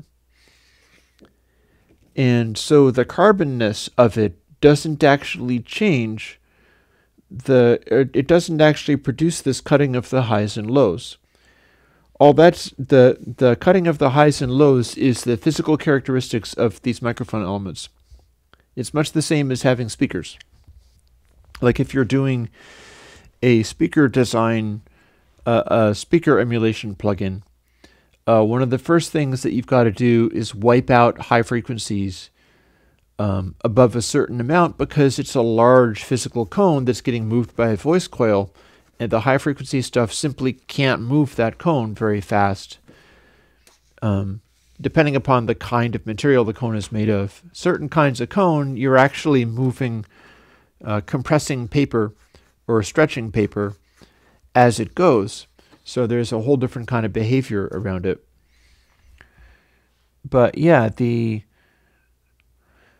part of the convert mic sound is going to be this high pass and low pass filter based on the physical characteristics of this. And some of the characteristics are similar to what's in Fathom 5 and so on, in that if you're in the center, you're able to move a little bit more freely, and the farther you get, the more it will resist being pushed further. And so that's where you get your distortions, like the kinds of distortions I make available, spiral, density, and so on. The recording of stuff through physical microphones involves a change of the waveform as it's going from air into electricity. Because it's a physical object, the physical object is going to apply some of those same distortions that we apply in the software.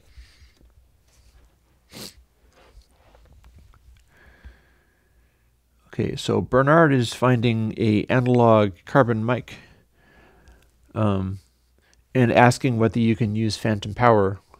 Well, that's such a good question that I'll do a little looking of it and find out.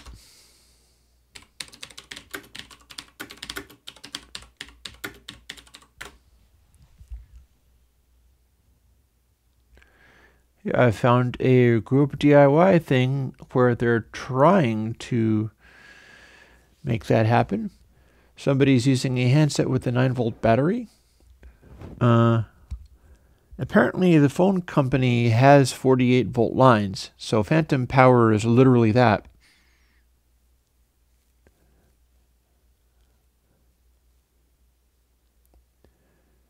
Basically, they're just asking what kind of voltages you need, and you need much less current than you would imagine. So you can put resistors in there and end up with much the same voltages because it's not. You don't want to pass a lot of current through there.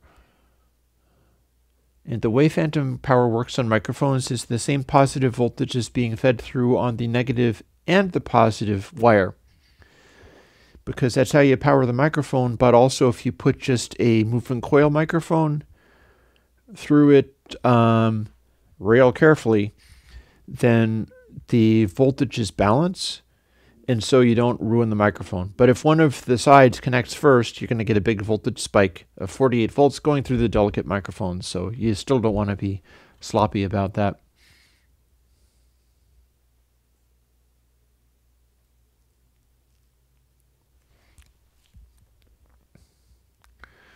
So yeah, that looks like the sort of thing that would probably work. In fact, I've even found a picture of somebody with a old school telephone headset with an XLR jack plugged into it. That's pretty cool. Very amusing.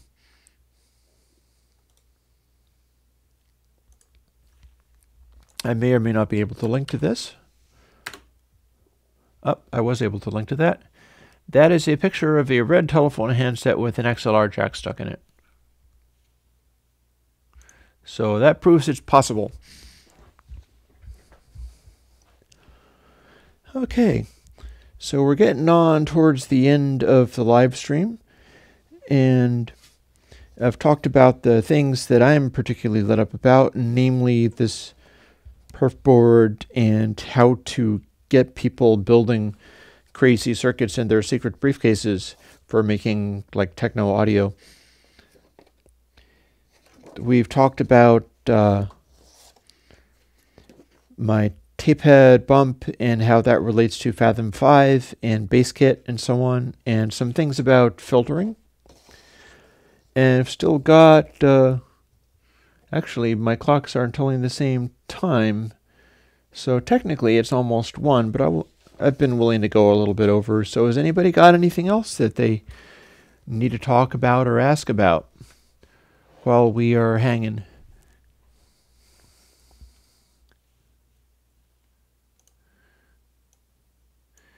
I got the live chat open, and I'll give it a few minutes just to let people's questions turn up if anybody has any. It's fine if you don't. You can let me go off, make another cup of coffee and like lunch or something. I don't technically eat lunch. Instead, I only eat 2 meals a day, partly for economic reasons and partly because I'm more than 50 years old and don't need to be blowing up like a balloon. I've actually been working really hard on refining my diet so that I can get rid of things like sugars and stuff, and because it's going to be down to me. There's not going to be any chance of me taking advantage of like healthcare or anything like that. I'm not in a country that has that really, so what I have to do is like eat healthy and try to take care of myself, basically, because that's all there's going to be. There's going to be no other options around that. And that's pretty much what I do.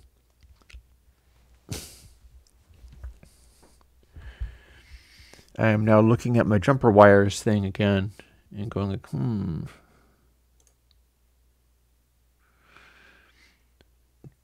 DIP jumpers, jumper wires for Arduino. You see what I'm really looking for. Ooh, here's 100 jumpers for $38, which is not great, but they're 5 inches long, so that's some of the ones that I've got are kind of like that. Basically, I'm going to be trying to look for how I can most efficiently get large quantities of jumper wires and headers in case I can get stuff like that and start distributing like elaborate perf board kits so that people can wire together using the most primitive technologies. Oh, Joe Cusco fan missed this. I'm sorry. There'll be more. There'll be other ones. But I'm still researching how to be able to set people up with the ability to experiment with chips and analog hardware and build crazy stuff, because I'm pretty sure that given the right tools and the chips and stuff, I can show people how to build these things in such a way that you can put the stuff together and have it basically work. And I can explain how it's done. And I grew up doing that kind of thing, so I like it. I like being able to do some of that. Also, Joe Cusco fan, you can ask questions by finding me on social media like Gearslots or KVR, and I pay attention to that. My boards are not with copper. These are just epoxy boards. It should be cheaper that way, although the copper ones and the printed circuit ones are so common that those are almost literally as cheap. But you can still do a little better, and this also is simpler because you're just doing point-to-point wiring. Part of the idea of this is I'm trying to do ways of doing point-to-point wiring, sometimes with much heavier gauge wire, and making circuits this way so that it's got, like, for instance, I've got guitar stomp boxes, like some Analog Man guitar stomp boxes, and they have tone quality much better than you get from mass-manufactured stomp boxes, but part of the reason is that it's made with point-to-point wiring, like this heavy cloth-covered stuff that's like 18 gauge or whatever, and there's the little small connections to things like capacitors and transistors are being done with this like house wire. And as a result, the pedals sound huge. You should be able to do that with synthesizers as well. In fact, that is literally how some of your expensive boutique synthesizers are built. You look at something like a full-size Moog modular that you can buy for like $30,000. And they're these huge things, and you look at their promotional materials, and they will also show some of the insides of those. And the insides of those are a lot like these. They're not the perf board, but they're like bare yellow-colored epoxy board. And the Moog stuff has traces on it, but the traces are huge. The traces are like 1/10 of an inch wide, and they're tinned. Like, not only are they copper traces, but they are also covered with solder the entire way along. So basically, those huge, expensive Moog modular things that are so, they're completely unattainable. Part of the reason they are the way they are is they're just using simple parts like anybody else would have, but instead of having these delicate little traces, the bits on the back are connected by basically the equivalent of house wire. They're basically connected by these huge solid traces that could carry, many, many amps of current. And it helps the sound. It really does. It makes a difference doing that versus doing the kinds of traces that you do for making computers. Because computers don't care about how many amps of headroom you have in the circuit. But audio circuits, you can sometimes get a real distinction off of having bigger circuits. And stuff like these little jumper cables, this is already a pretty heavy wire. This is a heavier wire than is in most circuits for, stomp boxes and Eurorack modules and things like that. Not all of them, but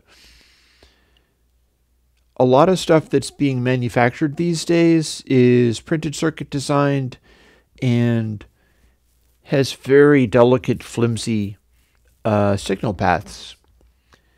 And it helps to be able to make stuff on a larger scale. So I'll leave it at that. And as such, I'll get back to looking up cables and things. And I'll make myself another cup of coffee and see whether I can't go throughout my day. And tomorrow I'll get back to the music stuff.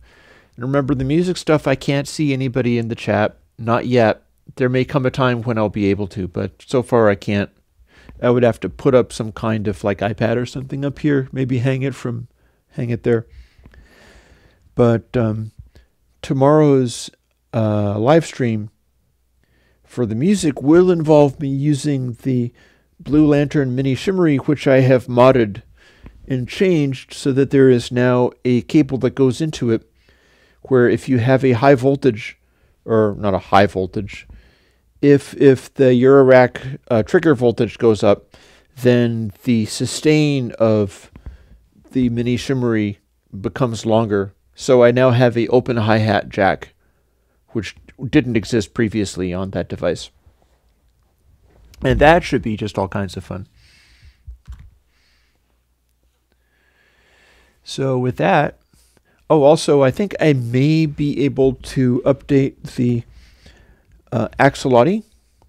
That's something where I really could do well to have like boards made where all of the correct holes are pre-cut, so that you could put one of the $70 Axolotl boards onto a panel and put it into a Eurorack thing. It does actually work. You can do this. And then put a bunch of jacks on it and such. But I may be able to update that so that rather than cycling through a series of key changes, which is what it does, it key changes all of the other stuff periodically, and I can tell it how many bars to go before going to the next step. The next change is to kind of like with some of my plugins. I have multiple steps from 2 to like 27 on the Axolotl and its controller. And I have a thing which says, for each step goes like 1 bar or 2 bars or 4 bars or whatever. And I'm going to have 2 different controls, and they'll be set independently. And one is going to be for the even number of bars, and one is going to be for the odd number of bars, allowing me to do stuff like go for a while on 1 bar and then have a brief key change to something else and then back down again. Hopefully that will help make that go in more interesting places. In any case, I'm kind of enthusiastic about it. I think that it could lead to something entertaining. So with that, I will talk to you guys later. Bye-bye.